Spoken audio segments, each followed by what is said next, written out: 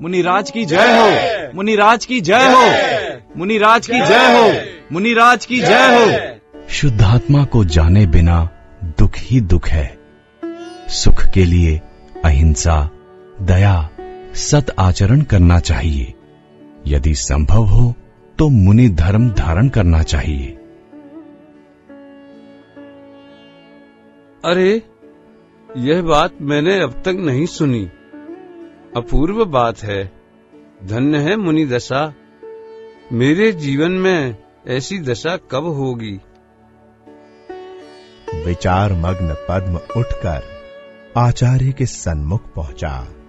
पूज्यवर, आपके उपदेश से मैं संसार का स्वरूप जान गया हूं। हे नाथ, मुझे जिन दीक्षा प्रदान कीजिए।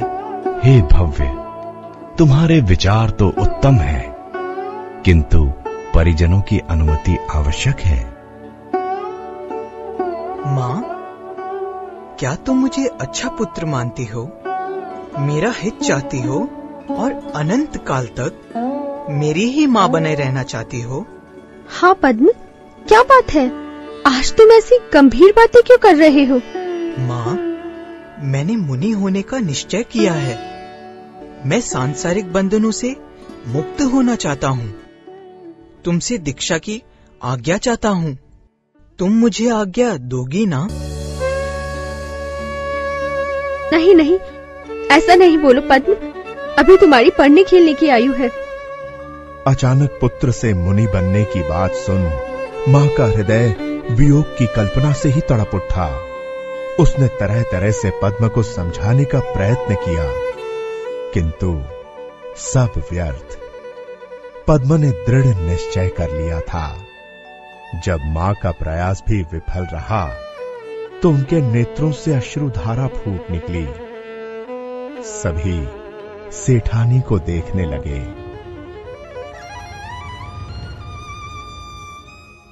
नहीं मां, मैं अपने जन्म के लिए लज्जित हूं। अब अनंत काल तक जन्म न लूंगा, किसी को कष्ट न दूंगा। इतने वर्ष संयम बिना व्यर्थ गवाए, परंतु अब न गवाऊंगा। तुम जानते हो पद्म कि मैं तुम्हें कितना प्यार करती हूँ। तुम ही मेरी एकमात्र संतान हो। मैं अपनी ममता को कैसे तजूं? नहीं नहीं पद्म, ऐसा नहीं होने दूंगी। तुम ही अनंत काल तक मेरे पुत्र कहलाओगे। मैं जानता हूँ माँ, इसीलिए तुमसे दीक्षा की आज्ञा चाहता हूँ। अब मैं इसी जन्म तक तुम्हारा पुत्र कहलाऊंगा। मैं प्रतिज्ञा करता हूँ कि अब किसी और को अपनी माँ नहीं बनाऊंगा। अतः अब तुम अपनी ममता को मेरी राह में न लाओ माँ। तुम्ही ने तो मुझे शिक्षा दी है। पर ऐसा संभव कैसे? पद्म का निश्चय गलत तो नहीं, और फिर माँ का मोह पुत्र को रोक रहा है। वियोग के डर से मैं स्वार्थी बन रही हूँ। धिक्कार है मेरा मोह, जो सन्मार्ग पर चलने वाले पुत्र के सुख में ही बाधा बन रहा है। कौन कहता है कि मैं रोती हूँ? अरे, इन मोही पुत्र की सिंह गर्जना से मोही माँ का मोह नेत्र पथ से बहकर पुत्र के पथ को प्रक्षालित कर रहा है। फिर ये आंसू क्यों गिर रहे हैं? ये आंसू नहीं भैया, जन्म मृत्यु को जीतने वाले पुत्र पर दोनों नेत्रों से जल भरकर महामस्तकाभिषेक कर रही हूँ। और सुनो पद्म, तुम्हें मेरी ममता की सौगंध। तुम अनंत काल तक मेरे ही पुत्र रहोगे। जाओ, मैं तुम्हें भवनाशिनी चैनेश्वरी दीक्षा की सहर्ष अनुमति प्रदान करती हूँ। ठीक है माँ, मैं जानता था तुम अवश्य अनुमति दोगी। तत्व ज्ञानी जो हो और मेरी गुरु भी। तो संसार लगने लगा अब असार, निज गायक की सुधि आई।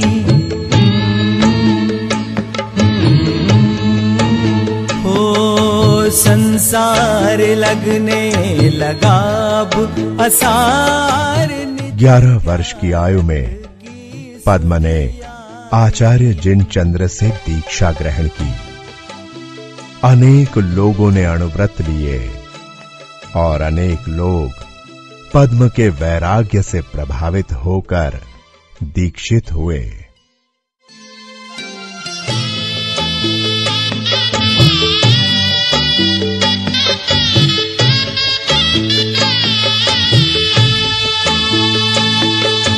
दशो दिशाओं की चुनरिया ओढ़ चले मुक्ति डगरिया, मुक्ति नगर को चले दिगंबर, हर्षित धरा और अंबर, स्वर्गों से पुष्पों की वर्षा अपार, दिगंबर मुद्रा मन भाई। ओ संसार लगने लगा अब असार, निज गायक की सुधि आई।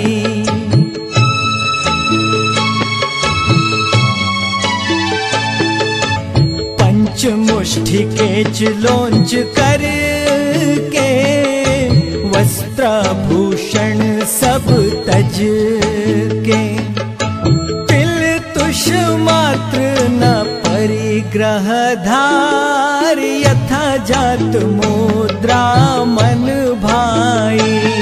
ओ संसार लगने लगा अब असार,